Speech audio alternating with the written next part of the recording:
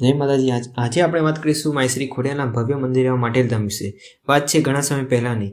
એક ભરવાડ ગાયો ભેંસો ચરાવતો હતો અને એ ગાયો ભેંસોના ટોળામાં રોજે રોજ એક ગાય ચરવા આવે ને ભરવાડ તેને ચરાવે।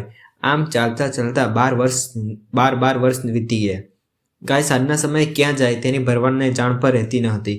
ભરવાડ વિચારતો ગયો કે ગાય આટલા વર્ષોથી હું ચરાવું છું અને એનું મહેનતાણું મને કોણ આપશે। એમ વિચારીને તે ગાયોની પાછળ ચાલવા લાગ્યો। ગાય એક ધરા પાસે આવી અને ભરવાડે તેની પૂંછડી પકડી લીધી અને તે ગાય સાથે ધરાની અંદર ચાલ્યો ગયો। ત્યાં જઈને ભરવાડે જોયું તો એક માજી સોનાના હિંચકે બેઠા હતા। માજી બોલ્યા કે તું અહીંયા કેમ આવ્યો છે? તો ભરવાડે કહ્યું કે મેં આ ગાયને 12 વર્ષ સુધી ચરાવી છે, તેનું મહેનતાણું લેવા આવ્યો છું। માતાજીએ ઝાડના પાંદડા તોડીને ભરવાડને આપ્યા અને જોતામાં તો ભરવાડ ધરાની બહાર હતો। તેને થયું કે આ પાંદડાઓનું હું શું કરું? એમ વિચારીને તેને પાંદડા ધરાની અંદર પાછા ફેંક્યા। પછી તે ઘરે પહોંચ્યો અને ત્યાં તેના ખેસમાં જે 2 પાંદડા રહી ગયા હતા અને તે 2 પાંદડા સોનાના થઈ ગયા હતા। ભરવાડ ધરા પાસે જઈને પોતાના ફેંકેલા જે પાંદડા હતા તે શોધે છે, પણ ત્યાં કંઈ જ ન હતું। તેને પછતાવો થયો ખરેખર, અને તેને વિચાર્યું કે ખરેખર આ ધરાની અંદર કંઈક દેવી શક્તિ છે।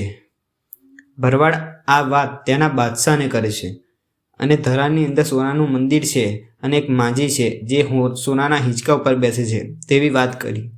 બાદશાહ પોતાના સૈન્યને લઈને કોસની મદદથી ધરાનું પાણી કઢાવે છે।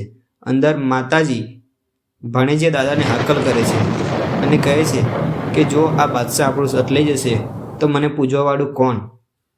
બસ એટલી જ વારમાં ભાણેજિયા દાદા આવ્યા અને ધરામાં પાણી પહેલાં કરતાં પણ વધી ગયું અને માતાજીએ મંદિરના ટોચના દર્શન કરાવ્યા અને બાદશાહને ભાન આવ્યું અને તેણે માતાજીની માફી માંગી।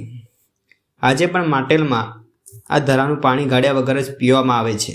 એવું પણ કહેવામાં આવે છે કે જ્યારે રા નવગણ પોતાની જીભની માનેલી બહેન જાસલને બચાવવા માટે જતા હતા ત્યારે માતાજીએ અહીં માટેલમાં બેસણા કર્યા હતા। તો મિત્રો, તમને આ વિડીયો ગમ્યો હોય તો વિડીયોને લાઇક કરો, ચેનલને સબસ્ક્રાઈબ કરો, જેથી અમે આવા વિડીયો તમારી સામે રજૂ કરી શકીએ। જય માતાજી।